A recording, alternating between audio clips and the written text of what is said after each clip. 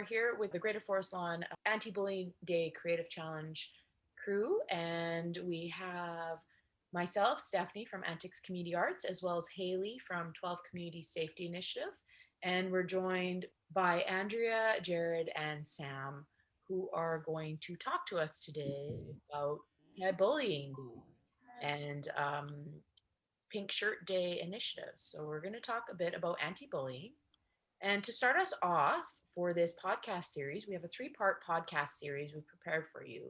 We're going to go into how to recognize that you have been bullied. So, how do you recognize that you've been bullied? Is how does a person treat you? Their body language is the number one thing for people who are or been acting as a victim or bullying, since they want to take out their own frustration into another person rather than themselves, and it still keep going on, especially with not only physical but also cyber and verbal bullying, with how they use their language and how they have eye contact to the victim and see their fear in their eyes. To add on to Jared, internally, so he was talking about what the bully does, but I know that internally it feels like the world is gonna end, at least for you. You start to sweat. There's a golf ball in your throat, and your knees are glued together. It's just stressful.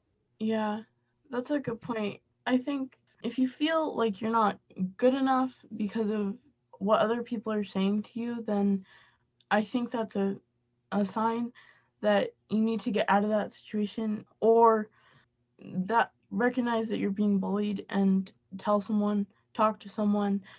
Even I think a lot of people say go to an adult, and that is a really good thing.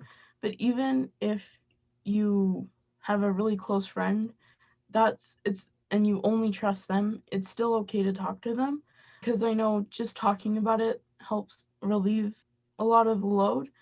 And there's also like the kids help phone and stuff that also helps. And to recognize, like, when you feel bad about yourself because of other people's words or actions or just little things that happen to you, I think that's a clear sign that you're being bullied, and to reach out to someone. And how does bullying actually change your internal voice? Well, I think that your internal voice starts to echo that of the bullies. You're not good enough. You have to be better. So you start acting and mirroring what the bully says, and you start trying to act better. But honestly, it just makes you feel worse inside.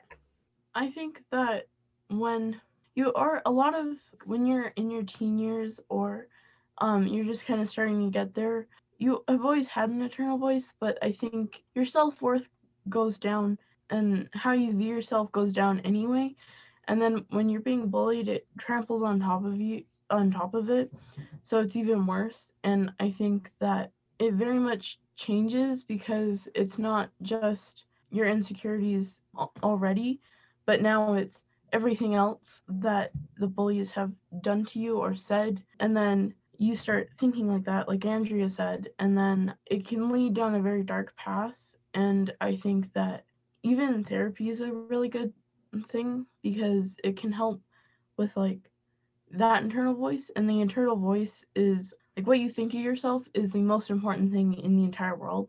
And when you start thinking negatively more and more, it can get really bad. And I think that bullying definitely turns you towards that instead of away from it. So, Yeah, it's like, what about going through your teenage years, through the youth, and going on forth of becoming of age, you hear like most of your internal voice saying, "No, do this, do that."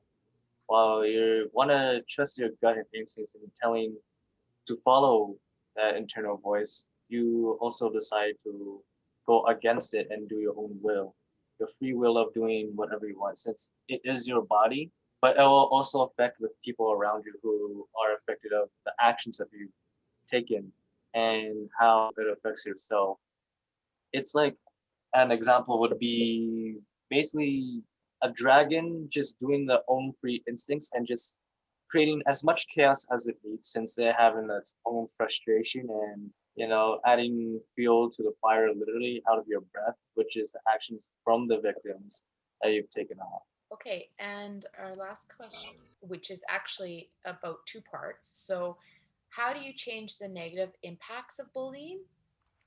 And how can you have positive self talk? And what self care activities can help with that? Like, what are some healthy and unhealthy coping skills?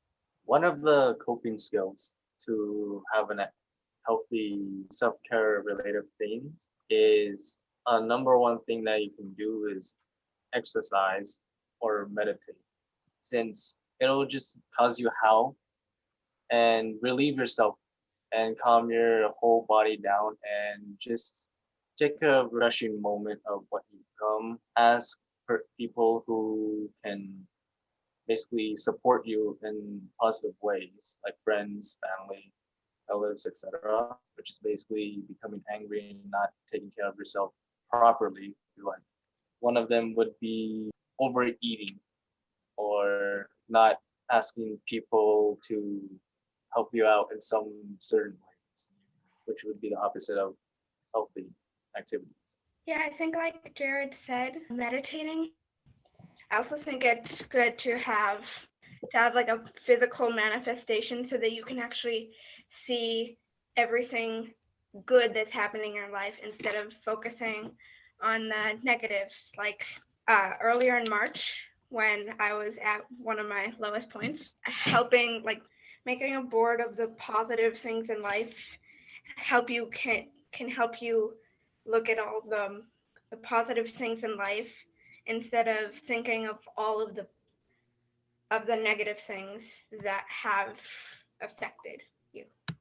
Yes, that's a really good point of having that clear vision of trying to having a physical manifestation of your vision to keep focusing on the positive things. I think often when we're stuck in this cycle of bullying, we can keep getting more down and more down and more down and forgetting the good parts of ourselves, and we start believing what the bullies are saying.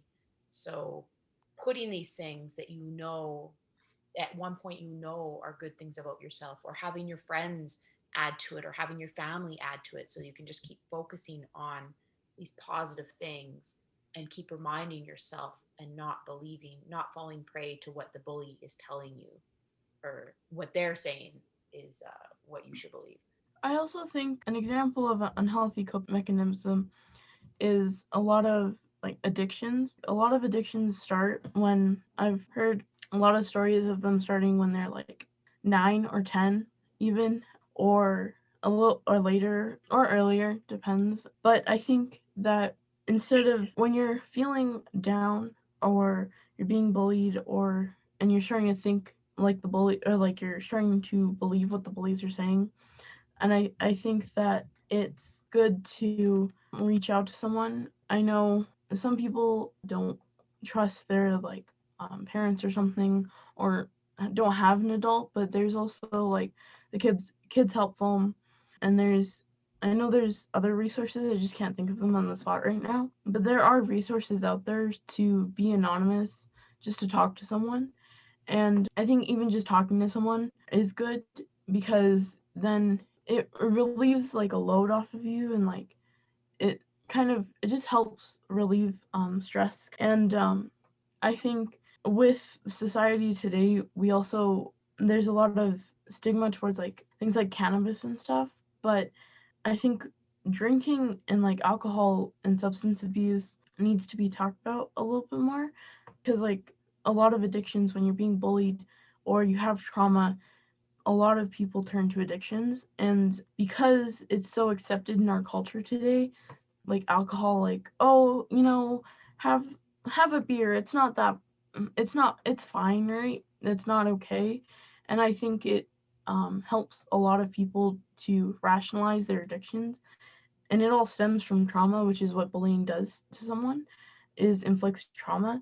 And or even turn to other drugs or smoking even, smoking is very unhealthy, but a lot of people turn to it because it's not technical in our society today. It's technically not alcohol, so it's fine, but it can kill people, and it's just, I think healthy coping mechanisms are like Jared and Andrea said, like meditation or stuff like that, but also like therapy, talking to people. And even if you talk to one of your friends, I think that if you do talk to one of your friends, I think people need to be more. I think that it's hard because obviously it's hard when someone tells you like what's going on and that if they're feeling like suicidal or something. But I don't think you should take that on personally, but at the same time you should try to help whoever it is, or if you are the one that's talking to someone, talk to like an adult or something. But if you don't trust an adult, there's like anonymous phone lines, texting, anything. I think talking to someone's a really big one as well. And like you're not alone either, because like so many kids that get bullied that I'm sure a lot of people know what you're going through. So I'd like to pick up on that comment you just said, Sam, about the fact that you're not alone. That as we wrap up this podcast, of just understanding that you're not alone, there are people out there for you. And we talked about a few of the ways to bring some healthy mechanisms into your life for encouraging your positive self talk or focusing on your internal voice. But as Sam said, there are so many services out there too, and ways that you can make sure that you get external support as well, in addition to just dealing with this yourself. And as Sam said, there was the kids' help phone that you can call at any time that you feel you need to offload anything. It's 24/7. Some of the other ones that Sam couldn't pull to mind were places like the Distress Center Connect Teen has a 24-hour service. Both these kids help phone services and the Distress Center have 24 hours that you can also text and message and get somebody at any time. So if you are feeling to the point where you can't go on, you can get immediate help for that. And lastly, as Sam said, make sure to have a system of people like friends, family members that you know you can reach out to and you can get help from if you're getting low in this situation, and they can help you if you're in a place that's you've been bullied for a while and you need that extra support network. That's the best ways to have that support network around you. And if you are a friend of somebody who's being bullied, being that support for them. As Sam said, knowing how to offer that support, knowing where to go for help for your friend, and knowing how to advocate for your friend. So thank you everyone for this first little edition of our Anti-Bullying Today series. Stay tuned and connect with us, because in our next two parts, we're going to go more into cyberbullying and microaggressions, specifically what those are and how we can affect those. Thank you very much, and we will say goodbye.